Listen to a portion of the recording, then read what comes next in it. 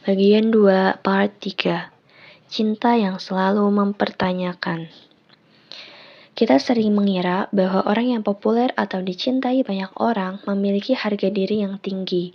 Namun, tidak sedikit artis yang terkenal yang mengalami depresi. Para artis yang mendapatkan perhatian dan cinta publik sesungguhnya kerap merasa cemas, kesepian, dan merasa tidak mendapatkan cinta yang tidak berhubungan dengan kepopulerannya. Mereka mencoba menutupi kekurangan dengan riasan dan sikap yang berlebihan, tetapi hal itu justru membuat bagian dalam dirinya semakin hancur. Kepercayaan dirinya berkurang perlahan-lahan dan membuatnya ragu, akankah ada orang yang mencintainya? Ia yakin bahwa orang yang baik tidak akan mungkin mencintainya, sehingga ia dengan mudah menerima cinta dari seseorang dan menurut banyak orang yang kurang baik. Cinta dan kelengketan. Orang-orang seperti ini akan lebih dulu curiga ketika ada orang baik yang mengaku cinta padanya. Awalnya ragu-ragu, tetapi setelah bertemu jadi tidak bisa lepas. Beberapa orang meyakini bahwa ini bentuk cinta yang kuat, padahal sesungguhnya ini adalah bentuk keterikatan. Keterikatan adalah penyakit, sebagaimana tidak ada anak yang sabar ketika orang tua sakit menahun. Keterikatan akan membuat cinta yang kuat pun pergi. Ketika cinta pergi akibat keterikatan, harga diri akan lebih jatuh. Tuh kan, pergi lagi, memang dia tidak mencintaiku. Pikiran seperti ini mau tidak mau akan muncul dan membentuk lingkaran setan antara rasa rendah diri dan keterikatan. Sungguh disayangkan.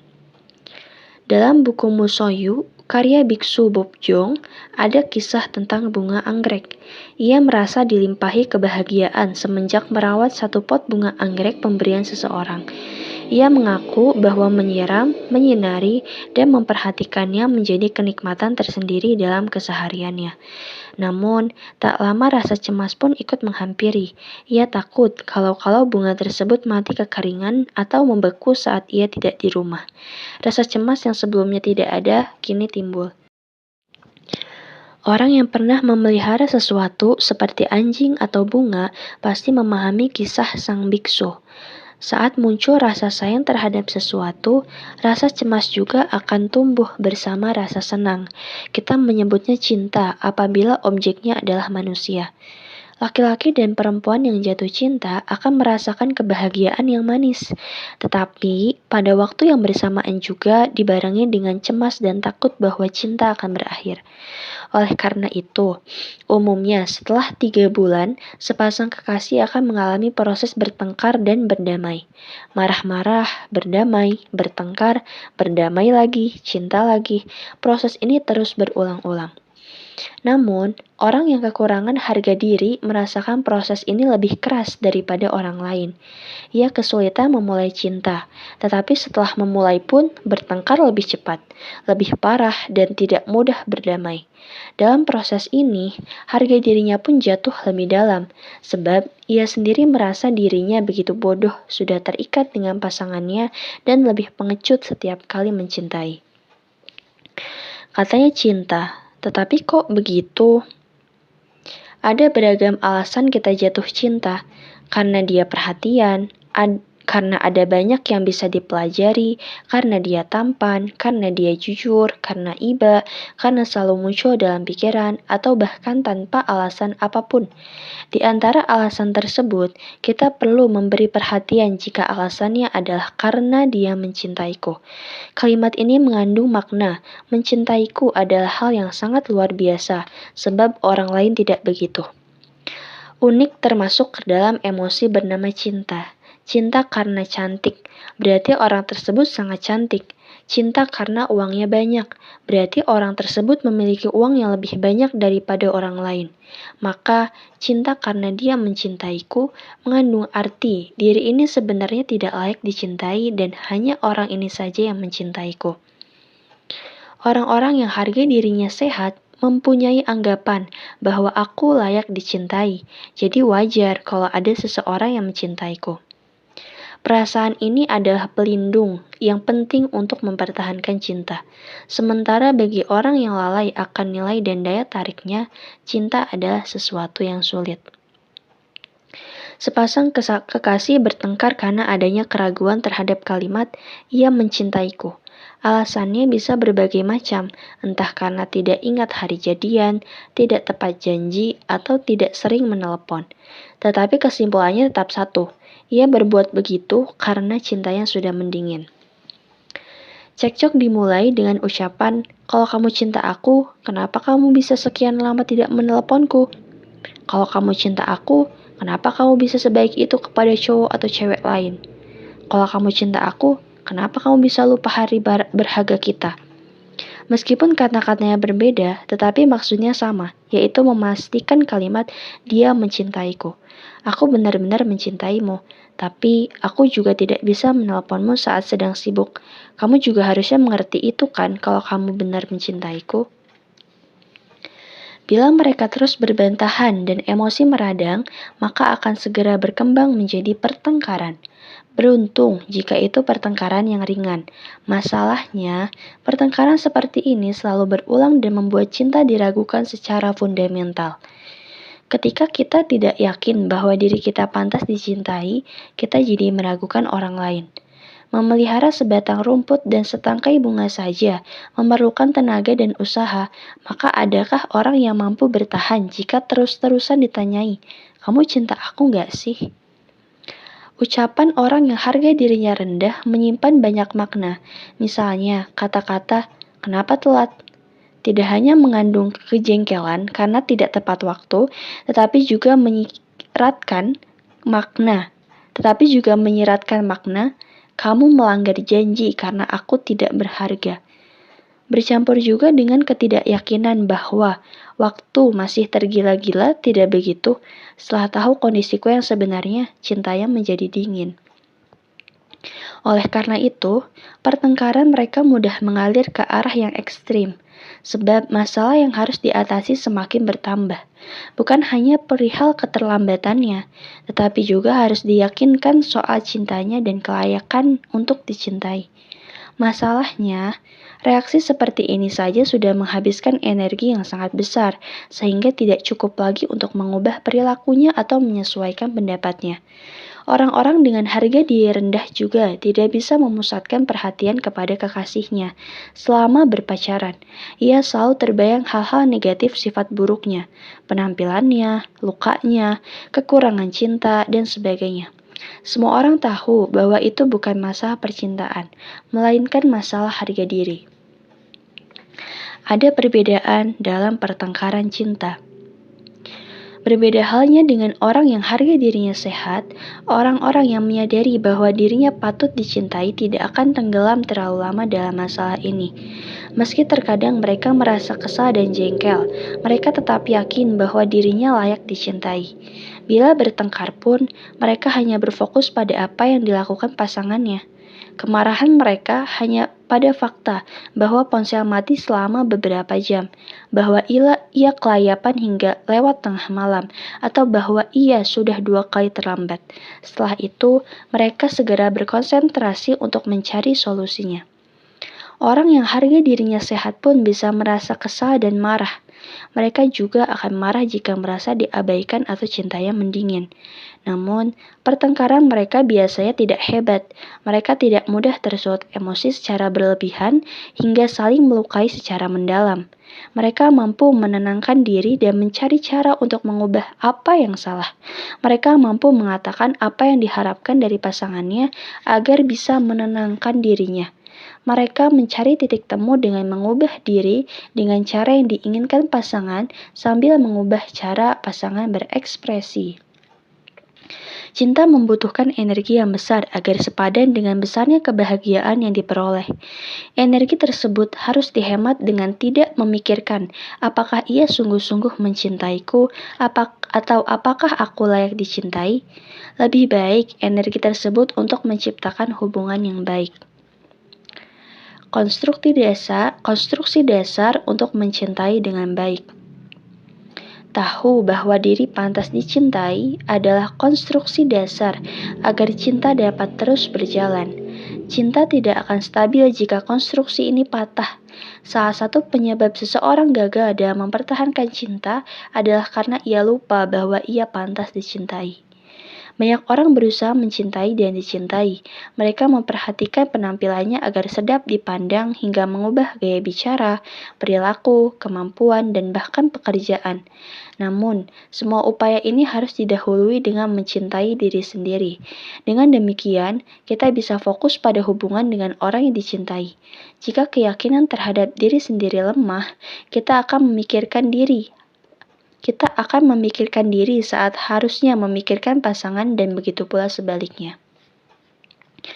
Orang yang berulang kali mengalami ini harus sedikit mengubah sudut pandangnya, setidaknya mulai dari sekarang. Ketika memilih pakaian atau pergi ke salon, harus lebih dulu berpikir, apa yang aku suka ya, bukan apa yang dia suka ya. Mungkin ada yang mencemaskan bahwa hal ini akan membuat diri menjadi egois, tetapi tidak apa-apa. Kita telah terlalu terbiasa dinilai dan dicintai dari sudut pandang orang lain. Kini, saatnya bermurah hati pada diri sendiri dan menjadi independen. Kegiatan hari ini untuk meningkatkan harga diri. Memilih hadiah untuk diri sendiri. Hadiah merupakan sertifikat cinta. Kita selalu ingin memberi hadiah saat sedang mencintai seseorang. Kita akan tersenyum sambil melihat hadiah dari sang kekasih dan berkata, dia beneran cinta sama aku. Sungguh besar kekuatan hadiah. Mulai sekarang, cobalah memberi hadiah pada diri sendiri. Pikirkan hadiah apa yang paling cocok bagi Anda dan hadiah apa yang paling membuat Anda bahagia. Saat Anda sudah menemukannya, berikanlah pujian. Bagus, kamu pandai juga memilih hadiah. Anda akan selangkah lebih maju dalam jalan mencintai diri sendiri. Mungkin banyak juga yang merasa bahwa tindakan ini penuh kepura-puraan dan tidak natural. Muncul resistansi. Apa hakku menerima hadiah? Atau, benarkah ini akan membuatku mencintai diri sendiri? Padahal, ini menjadi bukti pendukung bahwa Anda tidak peduli pada diri sendiri. Jika muncul antipati di hati, maka itu artinya Anda harus lebih memperhatikan diri sendiri. Tutuplah mata lalu, pilih sebuah hadiah yang membuat hati Anda senang. Tutuplah mata, lalu pilih sebuah hadiah yang membuat hati Anda senang. Part 4. Hubungan penuh pertengkaran yang tidak bisa diakhiri. Ada pepatah yang mengatakan bahwa pertengkaran suami istri itu bagaikan membelah air dengan pedang. Menurut saya, pepatah ini berkontribusi besar dalam meningkatnya angka perceraian di Korea Selatan. Ucapan ini membuat orang berpikir bahwa pertengkaran suami istri adalah hal yang lumrah dan tidak berdampak apa-apa kalaupun sering dilakukan. Kata kunci dalam pepatah ini bukanlah air, melainkan pedang. Mengayunkan pedang ke sana kemari sangatlah berbahaya. Ujung pedang bisa menjadi tumpul bila dipakai untuk membelah kayu atau batu. Namun, apa jadinya jika yang dibelah adalah air? Apapun yang ada di dalam air tentu akan terluka oleh pedang tersebut. Mustahil bila Anda tidak pernah bertengkar sekali saja. Meskipun demikian, sering bertengkar tidak serta-merta bisa dirasionalisasi sebagai sesuatu yang wajar dan bentuk ungkapan cinta. Lelaki dan perempuan yang memiliki harga diri tinggi juga bisa bertengkar. Namun, pertengkaran mereka relatif sedikit meninggalkan luka, dan luka tersebut pun cepat pulih. Pertengkaran mereka tidak sampai melukai harga diri karena dijaga agar tetap di permukaan air. Masih bertengkar setelah 1 tahun. Sebagian besar masalah hubungan bermula dari cara komunikasi yang berbeda satu sama lain. Lelaki dan perempuan yang hidup dengan orang tua yang berbeda, daerah yang berbeda, dan lingkungan yang berbeda tentu akan berbicara dengan cara yang berbeda. Oleh karena itu, mereka akan mengalami beberapa percikan dalam proses menyelaraskan perbedaan ini. Melalui proses konflik dan solusi ini, mereka tumbuh ke arah hubungan percintaan yang sejati. Sepasang kekasih umumnya mulai jarang bertengkar dan menemukan kestabilan hubungan setelah lewat 3-6 bulan. Sebaliknya, pasangan yang tidak bisa menemukan kesepakatan sampai masa ini akan berhadapan dengan perpisahan. Situasinya menjadi aneh ketika salah satu di antara keduanya memiliki harga diri yang sungguh rendah. Mereka jadi saling mencerca dan menyerang, tanpa bisa berpisah maupun mencintai. Jika setelah 1 tahun pertengkaran itu tidak juga berkurang, mereka harus mengecek harga diri masing-masing. Ucapan, kami memang sering bertengkar, tetapi juga mudah berdamai. Sama sekali bukan hal yang patut dibanggakan. Otak dan kulit kita akan mengisut setiap kali kita bertengkar keras, meskipun itu diselesaikan dengan baik. Menang dalam pertengkaran juga merupakan masalah, karena yang dikalahkan adalah orang yang dicintai.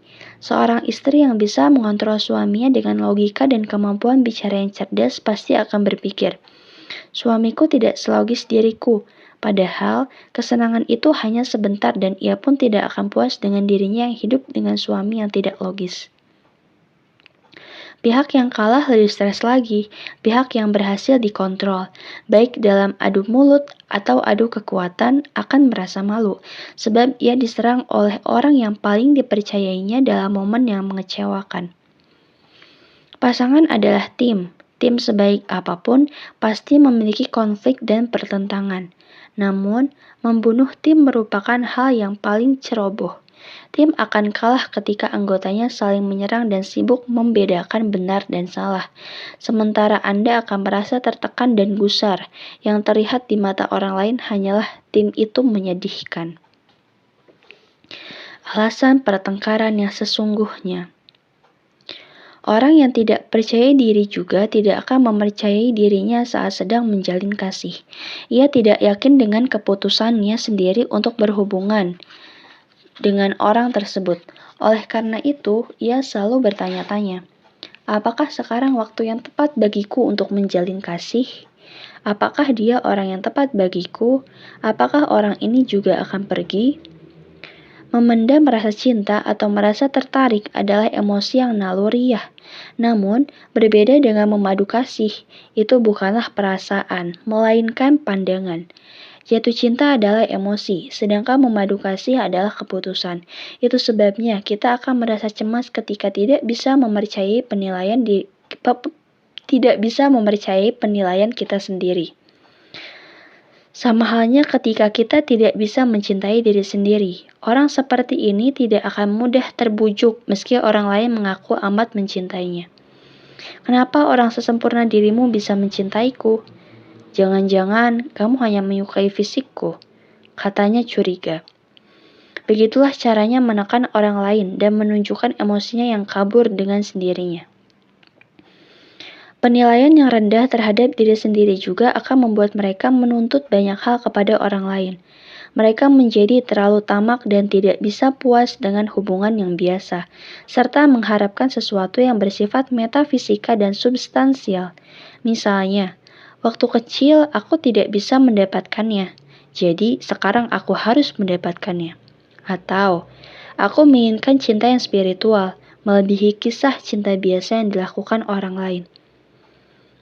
Mereka tidak akan bisa berbagi perasaan dengan kondisi mental yang stabil jika seperti ini.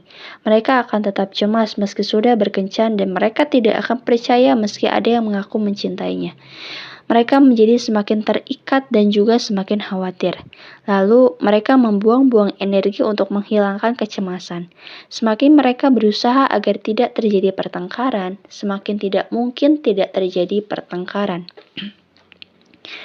Pertengkaran yang menyisakan luka yang lebih besar. Perbedaan debat dan diskusi adalah adanya keinginan untuk menyerang. Debat dalam hubungan cinta justru lebih berbahaya daripada debat dengan orang tak dikenal. Hal ini dikarenakan kita lebih dekat dan lebih tahu apa yang tidak diketahui oleh orang lain. Rasa sakit yang ditinggalkan akan lebih sulit terhapus, bahkan secuil harga diri yang tersisa pun akan ikut terenggut. Oleh karena itu, pertengkaran antara sepasang kekasih atau suami istri mudah berkembang menjadi tragedi besar. Sebagaimana dalam sebuah pertarungan, semakin kecil jarak, maka semakin banyak area untuk diserang dan dicurigai. Itu dia masalah kamu, makanya di kantor pun kamu begitu. Kamu dibesarkan oleh orang tua yang seperti itu, kamu pasti sama. Serangan langsung seperti ini berlalu lalang dengan mudah. Luka dalam akibat pertengkaran cinta akan jauh lebih besar dan lebih parah. Pertengkaran lewat mulut dan hati saja sudah membuat kita kehabisan tenaga, apalagi jika dibarengi dengan kekerasan fisik yang meninggalkan luka luar. Tidak bisa berbagi cinta yang semestinya dengan orang yang dicintai akan menyakitkan bagi siapapun. Belum lagi muncul kegelisahan yang tidak bisa diungkapkan kepada orang lain. Cinta yang dianggap dapat meningkatkan harga diri malah hanya memperbesar rasa malu. Cinta yang terlalu menyakitkan bukanlah cinta. Setiap orang memiliki fantasi tentang cinta. Fantasi bahwa cinta akan membuat kita bahagia.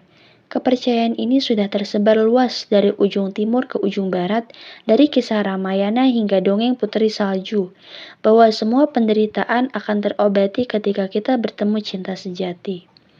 Begitu pula dengan harga diri. Banyak orang percaya bahwa harga diri dapat pulih lewat cinta.